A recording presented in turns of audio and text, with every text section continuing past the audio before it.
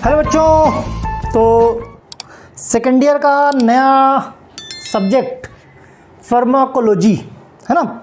Pharmacology कई दिनों से बच्चे कह रहे थे सर देखो सारे सब्जेक्ट तो यूज टू हैं, क्योंकि फर्स्ट ईयर में फार्माकोलॉजी से कोई टच नहीं होता, तो फार्माकोलॉजी ज़रा पढ़ा दीजिए, एक आध चैप्टर पता चले कैसे है, राइट। अदरवाइज मैंने सोचा था फार्माकोलॉजी सबसे लास्ट में रखेंगे, पहले बाकी सब्जेक्ट के एक एक दो दो चैप्टर खत्म कर लें, फार्माकोलॉजी लास्ट में।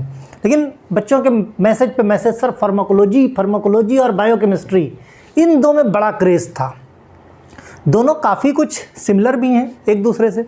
फार्माकोलॉजी की बात की जाए तो जैसे बायोलॉजी है, जैसे बायोकेमिस्ट्री में हमने बायोलॉजी देखी थी, ये सब बायोलॉजी की ब्रांचेज हैं, चाहे बायोकेमिस्ट्री हो चाहे फार्माकोलॉजी हो, दोनों। भाई फार्माकोलॉजी में क्या है, साइंस है एक तरह की ड्रग के बारे में नॉलेज को गेन करना, नॉलेज को पढ़ना, वो ड्रग हमारी बॉडी के अंदर किस तरह से एक्शन दिखाएगी, बॉडी ड्रग के साथ कौन सा एक्शन दिखाएगी और ड्रग बॉडी के साथ कौन सा एक्शन दिखाएगी, मतलब दोनों एक दूसरे के साथ कैसा एक्शन रहेगा, इसी चीज़ की स्टडी हम लोग फार्माकोलॉजी में देखेंगे।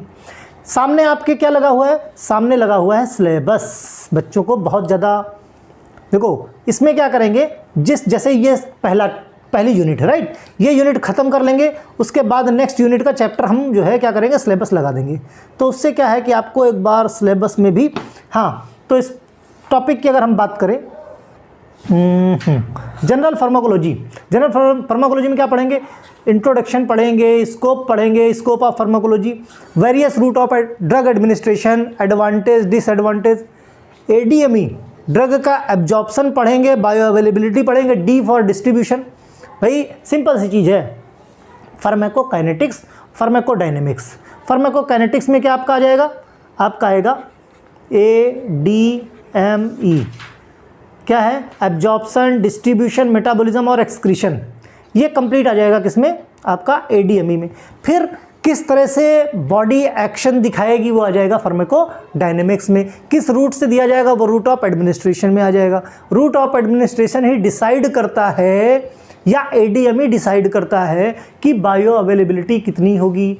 मींस ड्रग हमारी बॉडी के अंदर जाएगी तो सबसे पहले तो हमारी बॉडी ड्रग की ऐसी तैसी कर देगी। कैसे ऐसी तैसी कर देगी, वो सॉलिड फॉर्म में आपने टैबलेट को क्या किया, इंजेस्ट कर लिया, मींस ले लिया। अब जो है चर्निंग मूवमेंट कहाँ होता है, हमने डाइजेस्टिव सिस्टम HAP में पढ़ रखा है, मिक्सी चलती है हमारे पेट में, वो क्या करेगी, तोड़ मरोड़ के उसको डिसइंटीग्रेट कर देगी, डिसइंटीग्रेट करके डिज़ोल्व कर देगी, डिज़ोल्व करके उसकी जो ड्रग है वो बाहर आ जाएगी। ठीक, बाहर आने के बाद उसका मेटाबॉलिज्म होगा, मेटाबॉलिज्म के बाद उसका एब्जॉर्प्शन होगा। जब एब्जॉर्ब होगी तो जाएगी कहाँ, हमारे ब्लड में जाने के बाद उसका डिस्ट्रीब्यूशन होगा, मींस जहाँ पे उसके रिसेप्टर्स हैं उस टारगेट साइट पे जाके वो बाइंड हो जाएगी। बाइंड होने के बाद फिर जो उसका काम है, उस काम का, भाई जैसे कहीं मान लिया चीन का युद्ध चल रहा था, सैनिक पहले पहुँचेंगे बॉर्डर पे, ठीक, वहाँ पे जाके भाई जगह पे पहुँचोगे नहीं तो लड़ाई कैसे लड़ोगे, फिर क्या काम, वहाँ गोली चलाओ। वही हाल हमारी ड्रग करती है, पहले टारगेट रिसेप्टर पे जाके बाइंड हो जाएगी, बाइंड हो गई, फिर वहाँ पे मुआयना किया और फिर उसने क्या किया, उसको ठीक करना शुरू किया। जैसे सपोज करो किसी को बुखार आ गया, सिंपल सी चीज़ है, किसी को बुखार आया, उसने क्या किया, पैरासीटामोल की टैबलेट खा ली। अब पैरासीटामोल की टैबलेट हमारे पेट के अंदर गई, पेट में चर्निंग मूवमेंट शुरू हुआ, मिक्सी शुरू हुई, घर, ठीक, घर करके क्या करोगे भाई, पैरासीटामोल को बाहर निकालो। पूरी टैबलेट में पैरासीटामोल थोड़ी है, उसमें तो बहुत सारे एक्सिपिएंट फार्मास्यूटिक्स में पढ़ ही रखा है आप लोगों ने, बाइंडर्स भी होगा, डाइल्यूएंट भी होगा, लुब्रिकेंट्स भी होगा, है ना, डिसइंटीग्रेंट्स भी होंगे, तो बहुत सारी चीज़ें होती हैं एक्सिपिएंट्स में।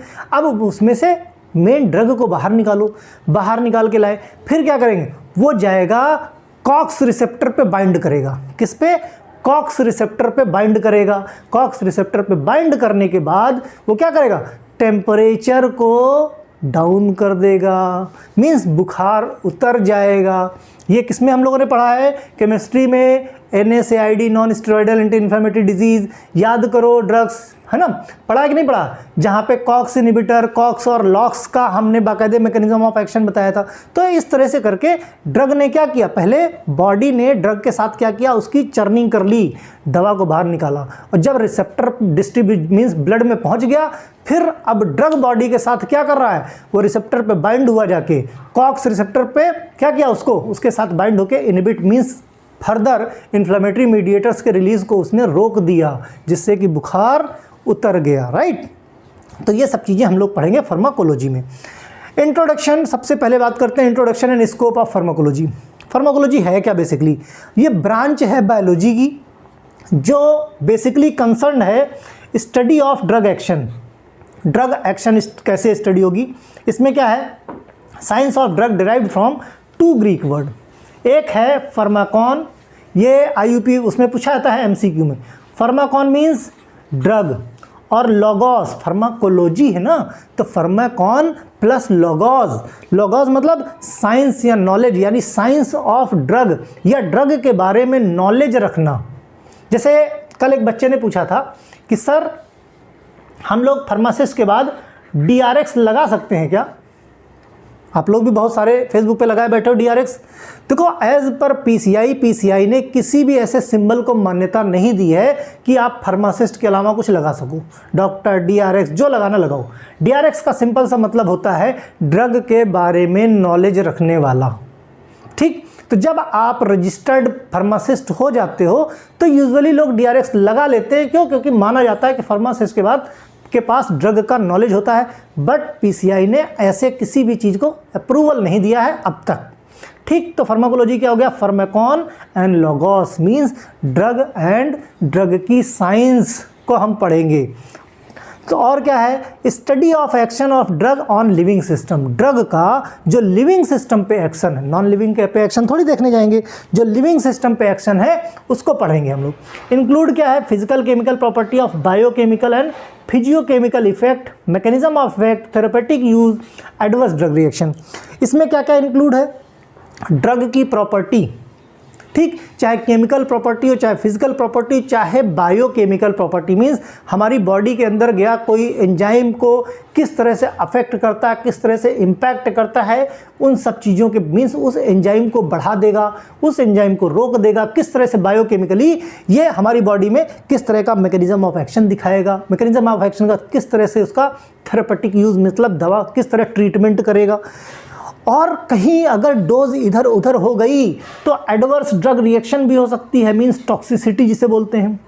ड्रग की बात करें क्या है? कोई भी केमिकल सब्सटेंस, कोई भी केमिकल जो हमारे लिविंग सिस्टम के प्रोसेस को इफेक्ट करता है, जो हमारे लिविंग सिस्टम के प्रोसेस को इफेक्ट करे, चाहे पॉजिटिव वे में चाहे निगेटिव वे में, दैट इज कॉल्ड ड्रग, ठीक। अब हिस्ट्री की बात कर ले थोड़ी सी फार्माकोलॉजी की। हिस्ट्री में बात करें अगर हम, तो हिस्ट्री क्या है? एंशिएंट सिविलाइजेशन, जो हमारे पूर्वज थे उनको ये तो नॉलेज नहीं था कि भाई फार्माकोलॉजी क्या है, ड्रग किस तरह एक्शन करती है। लेकिन धीरे धीरे करके वो लोग क्या करते हैं भाई, पहले के टाइम पे जड़ी बूटियों से इलाज हो जाया करता था। आजकल सिंथेटिक ड्रग्स बनती हैं, कितनी रिसर्च होती है, पहले कहाँ इतनी रिसर्च। पहले तो ये है कि भाई कोई बीमारी आई, हाँ भाई जड़ी बूटियों से काम चल जाता था। वो या तो जड़ी बूटी या जड़ी बूटियों का एक्सट्रैक्ट निकालते थे, निचोड़ निकाला करते थे। याद करो रामायण के समय में जब लक्ष्मण जी को क्या शक्ति बाण लगा था तो सुसैन वैद्य जो है क्या बोले थे हनुमान जी को कि वहाँ से एक पर्वत से जाके क्या करना था, जड़ी बूटी लेके आना था। उस जड़ी बूटी को उन्होंने क्या किया था, उसका एक्सट्रैक्ट निकाल के उनके मुंह में डाला था, राइट। तो पहले के लोग भी जो है फार्माकोलॉजी तो नहीं एग्जैक्टली जानते थे इसके साइंस, लेकिन वाकिफ थे इन चीज़ों से। तो वो क्या करते थे, एक्सट्रैक्ट ऑफ प्लांट या किसी एनिमल से या किसी मिनरल से उसके मेडिसिनल इफ़ेक्ट को जानते थे, और वही जो इफ़ेक्ट होता था वही था हमारा basic foundation of pharmacology, right. जैसे हिप्पोक्रेट्स की बात की जाए, फादर ऑफ मॉडर्न मेडिसिन बोलते हैं। क्लाउड बर्नर्ड की बात की जाए, father of modern experimental pharmacology बोलते हैं। कौन? Father of modern experimental pharmacology. Oswald Schmiedeberg की बात की जाए तो फादर ऑफ मॉडर्न फार्माकोलॉजी बोलते हैं इनको, है ना। ये 1838 से 1921 के बीच में इनको फादर ऑफ मॉडर्न फार्माकोलॉजी बोला जाता था। ओके, फिर सर जेम्स ब्लैक की बात की जाए, इनको पहली बार 1988 में प्रोप्रेनोलॉल और सिमेटिडीन, प्रोप्रेनोलॉल अभी भी हम लोग पढ़ते हैं, सिमेटिडीन अभी भी हम लोग पढ़ते हैं, इसकी डिस्कवरी के लिए, इसके डेवलपमेंट के लिए इनको नोबेल प्राइज़ दिया गया था। कब? 1988 में। अब बात की जाए खास, colonel sir Ramnath Chopra, RN Chopra अक्सर तुम लोग पढ़े हो। 1882 से 1973 के बीच में इनको फादर ऑफ इंडियन फार्माकोलॉजी बोला जाता था, फादर ऑफ इंडियन फार्माकोलॉजी। ठीक, याद रहे मॉडर्न फार्माकोलॉजी और इंडियन फार्माकोलॉजिस्ट, ये दोनों फादर अलग अलग हैं, तो ध्यान रखना इस चीज़ को। ओके, फिर स्कोप की बात कर ली जाए। स्कोप ऑफ फार्माकोलॉजी क्या है? एरिया विच समथिंग एक्ट और operate has a power to control. किसी भी एरिया में कोई स्कोप कहाँ पे? फार्माकोलॉजी में कुछ भी काम किया जाए या फार्माकोलॉजी किन चीज़ को कंट्रोल कर सकती है या किन चीज़ को बढ़ावा दे सकती है, ये सारी चीज़ें स्कोप में आती हैं। जैसे बहुत सारी ब्रांचेस हैं, जैसे फार्माकोकाइनेटिक्स की बात की जाए। फार्माकोकाइनेटिक्स समझना है तो ये समझो कि हमने कोई टैबलेट ली, उसको हमने इंजेस्ट किया। अब क्या होगा? हमारा शरीर इस ड्रग के साथ, ड्रग अंदर गया ना, अकेले गया दुश्मन के खेमे में, तो अब हमारा शरीर इस ड्रग के साथ क्या करेगा? That is pharmacokinetics. कैसे? What body does to the drug? What body does to the drug? हमारी बॉडी इस ड्रग के साथ क्या करेगी? मारेगी। कैसे मारेगी? मारेगी, पीटेगी, मीन्स एब्जॉर्प्शन का ADME, सिंपल सी चीज़ है। क्या? ADME, absorption, distribution and metabolism and excretion. Absorption, distribution, metabolism और एक्सक्रीशन, ये है क्या है? Pharmacokinetics. What body does to the drug, हमारी बॉडी इस ड्रग के साथ क्या क्या करेगी, वो सब फार्माकोकाइनेटिक्स की बात करते हैं हम ना। दस the from the entry of drug, entry of drug means drug के अंदर लेने से ड्रग के शरीर से बाहर जाने तक के पूरे प्रोसेस को हम फार्माकोकाइनेटिक्स बोलेंगे। ठीक, What happens to the drug in the body is called pharmacokinetics. Clear? सबसे पहले हमारी बॉडी ड्रग के साथ क्या करती है, वो फार्माकोकाइनेटिक्स। फिर बात करें फार्माकोडायनेमिक्स।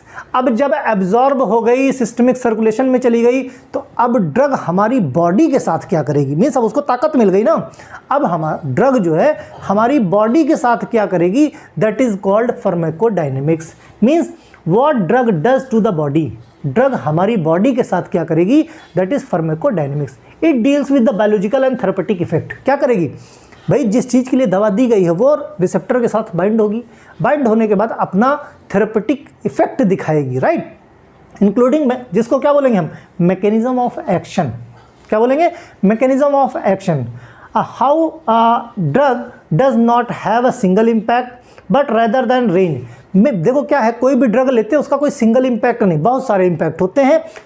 टॉक्सिसिटी भी हो सकती है, एडवर्स ड्रग रिएक्शंस भी हो सकते हैं, और एक साथ कहते हैं ना, आपने ड्रग लिया उसके कई सारे साइड इफेक्ट हो सकते हैं। तो कोई सिंगल एक्शन नहीं शो करती है, उसके साथ 2-4 एक्शन और मीन्स जैसे साइड इफेक्ट हो गए, बैड इफेक्ट हो गए, अनफेवरेबल इफेक्ट हो गए, या इवन अगर ज़्यादा मात्रा में हो जाए तो क्या हो सकता है? डेंजरस हो सकता है, राइट।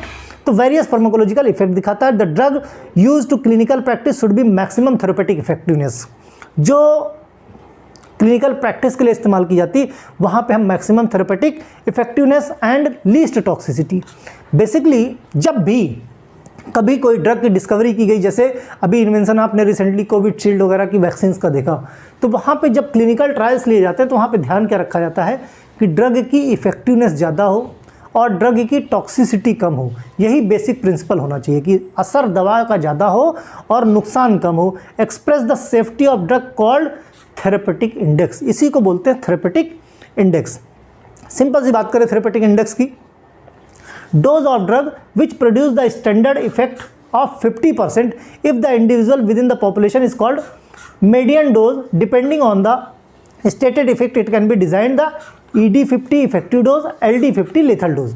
देखो होता क्या है, जब भी क्लिनिकल ट्रायल्स होते हैं तो क्लिनिकल ट्रायल्स में हवा में तो दवा बन नहीं जाती, हवा में तो दवा भाई उसके लिए क्या एक पॉपुलेशन, जैसे पहले क्या करते हैं हम एनिमल्स पे एक्सपेरिमेंट करते हैं, ठीक। एनिमल्स पे एक्सपेरिमेंट कैसे, एनिमल्स में किसी तरह का कोई, जैसे मान लिया ये कोविड आया था, कोविड का वायरस उसके अंदर हमने डाल दिया, ठीक है। नंबर ऑफ पॉपुलेशन, ऐसा नहीं कि एक पे, रैंडमली हमने 10, 15, 20, 50 चूहे ले लिए, खरगोश ले लिया, कुत्ता ले लिया, हाँ बिल्ली ले लिया, कुछ भी ले लिया XYZ, ठीक। विदेश में तो देखो डायनासोर ले लेते थे लोग, तभी तो देखो जुरासिक पार्क वगैरह देखो, हैं कि वो उसके हाइब्रिड्स बन जाते थे, म्यूटेशन हो जाता था उनमें। तो थेरेपेटिक डोज निकालने के लिए थेरेपेटिक इंडेक्स, भाई थेरेपेटिक डोज निकालोगे तभी तो पता चलेगा कि इस उम्र के पेशेंट को इतनी डोज देनी है।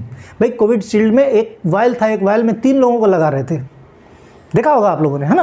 तो वो कैसे पता चला कि इतनी ही डोज देनी है सामने वाले को, कहे ना 20 ml लगा दो इकट्ठा, मर जाएगा कि नहीं मर जाएगा। तो ये कैसे पता चलेगा, थेरेपेटिक इंडेक्स से पता चलेगा। उसमें क्या है, एक डोज देते हैं, एक डोज दी हमने, कितने, और कंसीडर क्या करते हैं, अप्रॉक्स 50% पॉपुलेशन सही हो जानी चाहिए। डोज दी हमने, डोज को बढ़ाया, ठीक, डोज को बढ़ाया, डोज बढ़ाया हमने, लगभग 50% लोग ठीक हो गए, ठीक हो गए। अब हमने मान लिया कि ये हमारी इफेक्टिव डोज हो गई, मीन्स मतलब अब हम ये डोज देंगे तो लोग ठीक हो जाएंगे। लेकिन हमें ये भी ध्यान रखना है फॉर सेफ साइड, कहीं ड्रग ज़्यादा हो गई उस वक्त क्या करेंगे। जब ड्रग ज़्यादा हो गई तो क्या करेंगे, थोड़ी सी डोज और बढ़ाएंगे, फिर देखेंगे, और डोज बढ़ाएंगे, फिर देखेंगे, और डोज बढ़ाएंगे, फिर देखेंगे, फिर देखेंगे लगभग 50% पॉपुलेशन अगर मर गई तो उसको क्या बोलेंगे, टॉक्सिक डोज। क्या बोलेंगे उसको, that is called toxic dose, right. अब या लीथल डोज, एनिमल्स के केस में लीथल डोज, और अगर हम बात करें अपने केस मीन्स ह्यूमन बीइंग में तो दैट इज टॉक्सिक डोज, ठीक। टॉक्सिक क्यों, क्योंकि भाई लीथल डोज एनिमल में हो सकता है, एनिमल मर जाएगा तो कोई बात नहीं, आदमी मर जाएगा तो आग लगा देंगे लोग लेबोरेटरी को, राइट। इसीलिए लीथल डोज हो जाती है एनिमल्स में और इफेक्टिव डोज हो जाता है किसमें, ये टॉक्सिक डोज हो जाता है किसमें, ये ह्यूमंस में, ठीक। तो ये थेरेपेटिक, इसीलिए एक वो क्राइटेरिया निकाला गया है, dose of product toxicity 50%, dose of clinical effect of 50%। देखो टॉक्सिक डोज मीन्स 50% का मतलब 50% पॉपुलेशन, 100 लोग लिए तो 50 लोग उससे या तो ठीक हो जाए या बीमार हो जाए उससे, या मर जाए, इसीलिए 50% की बात की गई। तो टॉक्सिसिटी 50% में हो जाए, या क्लिनिकल इफेक्ट की बात करें, dose that produce clinical effect in 50%। तो थेरेपेटिक इंडेक्स की बात करें LD50 ED50, ठीक, जिसको टाइल बोलते हैं। टाइल मतलब थेरेपेटिक इंडेक्स, L मतलब LD लेथल डोज, E मतलब इफेक्टिव डोज, टाइल से याद रख सकते हो निमोनिक्स में। अगर ह्यूमंस की बात की जाए तो टॉक्सिक डोज, वहाँ पे लीथल डोज नहीं लेते, मरना नहीं है यहाँ पे, है ना, बीमार हो जाए, टॉक्सिसिटी हो जाए, तो टॉक्सिक डोज और effective dose, clear. Toxic dose divide by effective dose, ये किसके केस में, ह्यूमंस के केस में। अगर हम एनिमल्स की बात करें तो एनिमल्स के केस में लीथल डोज मीन्स 50% ऐसी डोज जिसको खाने से 50% पॉपुलेशन मर जाए, इफेक्टिव डोज जिससे 50% पॉपुलेशन ठीक हो जाए, ठीक। तो इसको बोलते हैं, इस तरह से करके हम एक डेटा निकालते हैं, और ये लंबा चौड़ा डेटा, ऐसा नहीं कि रातों रात निकल आता, ओवरनाइट का डेटा नहीं, इसी तरह निकालते हैं थेरेपेटिक इंडेक्स कि भाई लोग ठीक भी होने चाहिए और कितनी ज़्यादा डोज होगी तो उन पे टॉक्सिक इफेक्ट हो सकता है, ठीक है, ओके। इस तरह से थेरेपेटिक इंडेक्स हम लोग निकालते हैं, है ना। तो कहीं कोई रॉकेट लॉन्च नहीं करना थेरेपेटिक इंडेक्स में, लेकिन बहुत प्रिसाइजली ये केमिकल ट्रायल्स का एक पार्ट होता है, यहीं से डिसाइड होती है एग्जैक्टली डोज कि किस पेशेंट को क्या डोज देनी चाहिए। कितनी ज़्यादा डोज अगर दे दी तो वो पेशेंट के लिए हार्मफुल है, मीन्स टॉक्सिसिटी क्रिएट कर सकता है, बात समझे कि नहीं। तो इसीलिए थेरेपेटिक इंडेक्स निकालना, और ये ऐसा नहीं कि एक डोज से क्लियर हो जाए, नंबर ऑफ रेसनेल्स, नंबर ऑफ 2 ड्रग 3 ड्रग 4 से ड्रग्स दे के कन्फर्म किया जाता है। और एक चीज़ हमेशा याद रखना, जब भी टॉक्सिक डोज डिवाइड बाय यानी TD50 और ED50 की बात की जाएगी, किसकी, जब भी TD50 और ED50 की बात की जाएगी तो ये बात होगी ह्यूमंस के लिए, क्योंकि ह्यूमंस को सेक्रीफाइस नहीं किया जा सकता। नहीं तो बताया ना, लैब को आग लगा देंगे, हैं, किसी घर का कोई किसी को आपने एक्सपेरिमेंटल एनिमल बना दिया तो जानवरों में कौन बोलने वाला है ना, बेचारे जानवर। तो वहाँ पे इसीलिए लेथल डोज कि कितनी डोज लेथल हो सकती, कितनी डोज पे 50% पॉपुलेशन मर सकती, मीन्स 100 चूहों को मान लिया या 100 खरगोश को हमने डोज दी बढ़ा के, उसमें से लगभग 50%, भाई 50% हम इसलिए लेते हैं क्योंकि इससे ज़्यादा का रिस्क नहीं लिया जा सकता। 50% तो किसी की इम्यूनिटी स्ट्रांग है, 2-4 केस इसलिए नहीं लेते कि कोई ज़्यादा बीमार है, कोई इम्यूनो कम्प्रोमाइज्ड, इसीलिए नंबर ऑफ पॉपुलेशन लेते हैं, है ना। 50% पॉपुलेशन अगर मर गई तो दैट इज़ लीथल डोज। और ऐसा नहीं है, थोड़ी थोड़ी डोज बढ़ाते हैं, थोड़ी थोड़ी बढ़ा के कि इतनी डोज हो जाए कि वो लीथल कंडीशन में पहुंच जाए, ठीक। तो ये केस हुआ भाई किसका, थेरेपेटिक इंडेक्स का। नेक्स्ट कैटेगरी आती है थेरेपेटिक्स की। फार्माकोथेरेपेटिक्स एक चैप्टर भी है आपका, ये आर्ट ऑफ मेडिसिन है। क्या, आर्ट ऑफ मेडिसिन और any measures which is taken in treatment of disease. Art of medicine means medicine हमारे शरीर के अंदर किस तरह जाके कमाल करती है कि कोई बीमारी ठीक हो जाती है, राइट। फार्माकोथेरेपेटिक्स, सिंपल सी बात है, थेरेपेटिक्स के बाद फार्माकोथेरेपेटिक्स की बात आ गई। इसमें स्टडी ऑफ ड्रग और relation in application in the treatment of disease. इसमें हम ड्रग की भी स्टडी करेंगे और वो study means mechanism of action, किस तरह से किसी बीमारी को ट्रीटमेंट में, किस बीमारी के, जैसे सिंपल थेरेपेटिक की बात करें वहाँ मैकेनिज्म, वहाँ तो बीमारी का ठीक होना, यहाँ पे कौन सी ड्रग किस बीमारी के ट्रीटमेंट में, दैट इज फार्माको। फार्माको जहाँ लग जाए, pharmaco means drug, therapeutics treatment, ठीक। तो यहाँ पे फार्माकोथेरेपेटिक। नेक्स्ट है टॉक्सिकोलॉजी, बहुत इंपॉर्टेंट है टॉक्सिकोलॉजी, कि कौन सी ड्रग कितना ओवरडोज हो जाए तो वो टॉक्सिक हो जाएगी। जैसे लीथल डोज या टॉक्सिक डोज की बात कर रहे थे हम, ह्यूमंस में टॉक्सिक डोज और एनिमल्स में लीथल डोज। जैसे पॉइजन की स्टडी करना, ड्रग इंटरेक्शन कॉन्ट्राइंडिकेशन हो जाए, किसी तरह से ड्रग के साइड इफेक्ट हो जाए, ओवरडोज हो जाए, जितनी डोज चाहिए उससे ज़्यादा हो जाए, तो इसकी स्टडी करते हैं हम टॉक्सिकोलॉजी में। केमोथेरेपी की बात करें, केमोथेरेपी मतलब drug upon treatment of micro organism को किल करने में, या कैंसरस सेल को डेड मारने में, है ना, पैरासाइट्स को मारने में, जो अननेसेसरी मल्टीप्लाई कर रहे हैं उनके मल्टीप्लिकेशन को अरेस्ट करने में, नियोप्लास्टिक यानी कैंसरस सेल के ट्रीटमेंट में, इनको बोलते हैं केमोथेरेपी। क्लिनिकल फार्मेसी की बात करें, clinical pharmacy deals aspect with patient care. हम hospital pharmacy and clinical pharmacy भी पढ़ेंगे, ये भी अपने में एक चैप्टर है। तो क्लिनिकल फार्मेसी में कैसे पेशेंट की केयर की जाए उसके बारे में कंप्लीट, मीन्स ड्रग एडमिनिस्ट्रेशन से लेके पेशेंट एक्सेप्टेंस तक वहाँ पे फार्मासिस्ट या नर्स का रोल रहता है जो पेशेंट की केयर करते हैं, ताकि किसी तरह से कोई ड्रग में डिले ना हो या ओवरडोज ना हो, टॉक्सिसिटी ना होने पाए। नेक्स्ट टॉपिक है सोर्स ऑफ ड्रग की बात करें।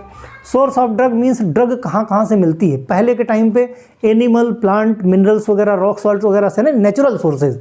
प्लांट्स की बात करें, प्लांट एक्सट्रैक्ट, है ना, जैसे मॉर्फिन की बात करें, डिजॉक्सिन, रेजरपिन, विनब्लास्टिन की बात करें, ये ड्रग्स कहाँ से हम प्लांट से एक्सट्रैक्ट करके निकालते हैं।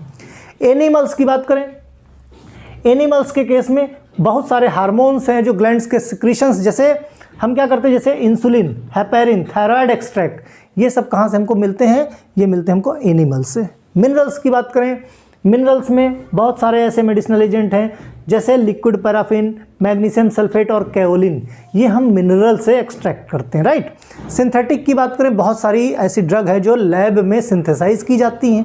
आजकल तो सब कुछ मैक्सिमम सिंथेसाइज, क्यों, क्योंकि हर्बल प्लांट इतने बचे ही नहीं।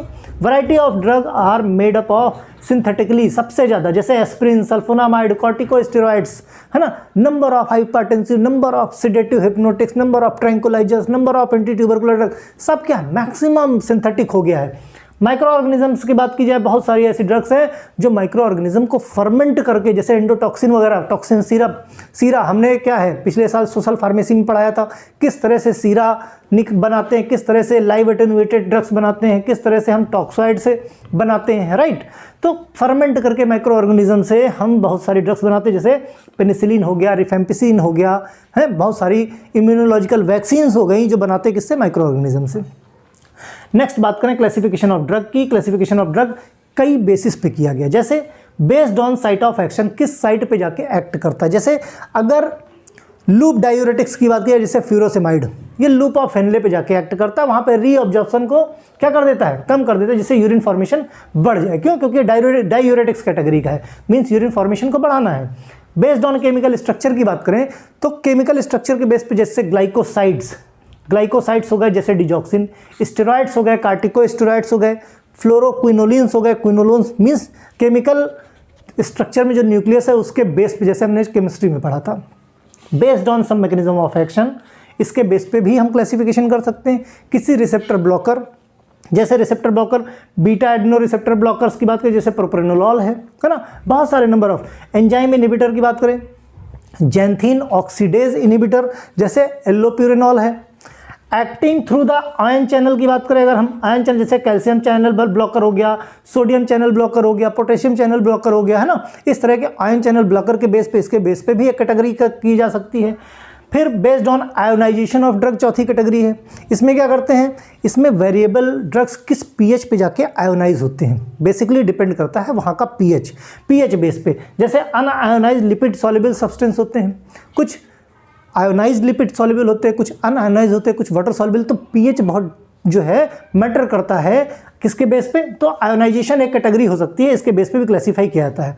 Based on mechanism of action, mechanism of action कैसे, जैसे रिसेप्टर ब्लॉकर की बात करें, बेस्ड ऑन ओके, ये कैटेगरी हम पढ़ चुके हैं, ये कैटेगरी हम पढ़ चुके हैं, ठीक।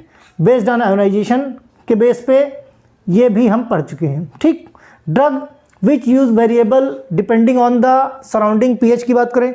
बी है ड्रग विच इनकैपेबल आयोनाइजेशन, बहुत सारे जो कैपेबल आयोनाइज नहीं होते, एक आयोनाइज हो गए एक पीएच पे, दूसरे आयोनाइज नहीं हो गए, लिपिड सॉल्युबल सब्सटेंस। कुछ परमानेंटली आयोनाइज हो जाते हैं, बॉडी टिश्यू फ्लूइड में जाके किसी भी पीएच पे वो आराम से आयोनाइज हो जाते हैं। तो मीन्स इसके बेस पे क्यों, क्योंकि हमारी बॉडी में अलग अलग सिस्टम, भाई कहीं का पीएच कुछ है, कहीं का पीएच कुछ है, ब्लड का पीएच कुछ और है, टीयर्स का पीएच कुछ और है, आँख का पीएच कुछ और है ना। और अगर बात करें कोई एंजाइम है वहाँ पे किसी तरह के, जैसे स्टमक की बात करें, स्मॉल इंटेस्टाइन की बात करें, लार्ज इंटेस्टाइन की बात करें, इसोफेगस की बात करें, टंग की बात करें, अलग अलग पीएच हैं सभी जगह के।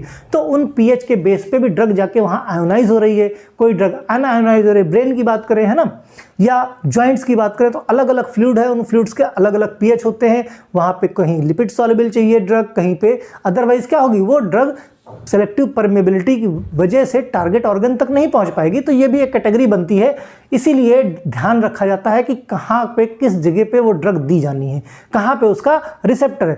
थेरापेटिक यूज़ की बात करें, जैसे इसके बेस पे भी कैटेगराइज किया जा सकते हैं। एंटी हाइपरटेंसिव की ड्रग जैसे बात करें, जैसे रिजर्पिन हो गया, एंटी डायबिटिक ड्रग हो गए, टॉल ब्यूटामाइड्स हो गए, है ना।